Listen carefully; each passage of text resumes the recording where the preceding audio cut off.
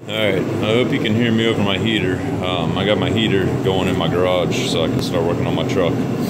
So this is what we got. We got a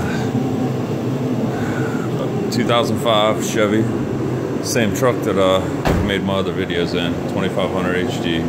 It's just all stock. And I had to take my back rack off just to get it in the garage. So it was up too high. So anyway, this is what we got going on. I'm trying to get it all ready because this is my plow truck, and I got a leaking diff, so I just bought a new one. It's only 20 bucks. I figured why not. So mine's all rusted and everything. It's always pretty much been a plow truck.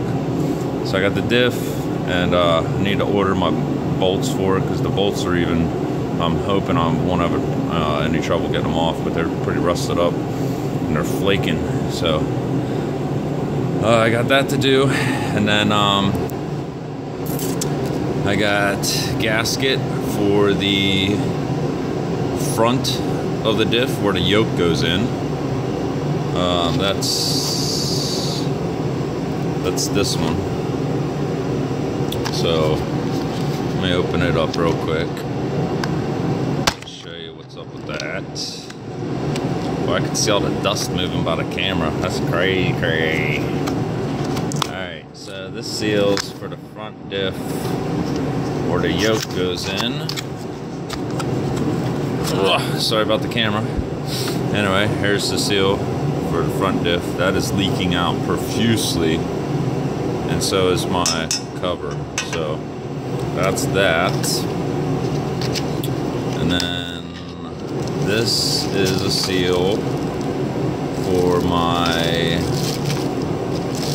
front of the transfer case for my four-wheel drive. There's that seal. Alright.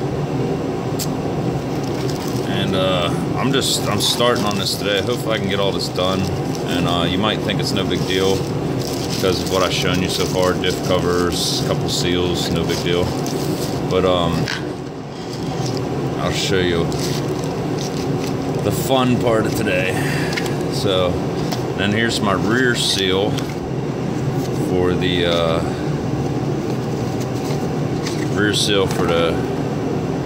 transfer case. This is leaking insanely too. So I went I went out of state with this truck.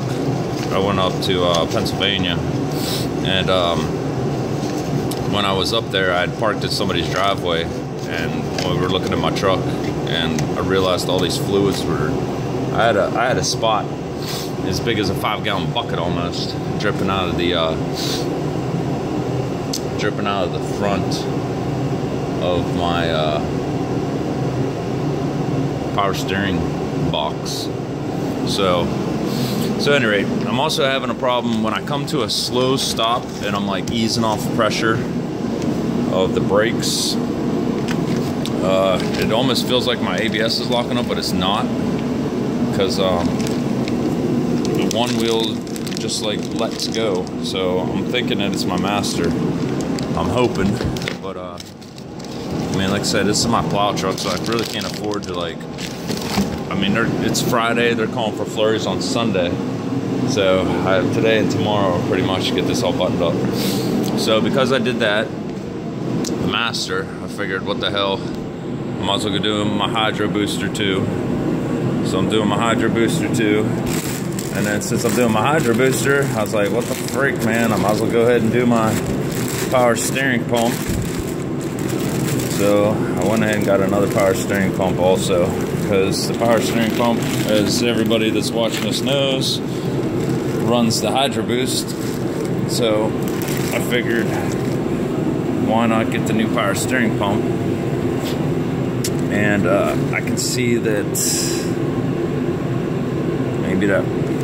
We'll see. I got a pulley puller for this, and I might have to use it. So, alright, so that's all going on. And then I'm gonna pause this for a minute and go grab another part. Anyway, now my wife opened the door and just dumped all my heat out of the garage, so I turned the heater off. Anyway, I'm irritated now, so screw it. It's a steering box and the brake lines. That's it.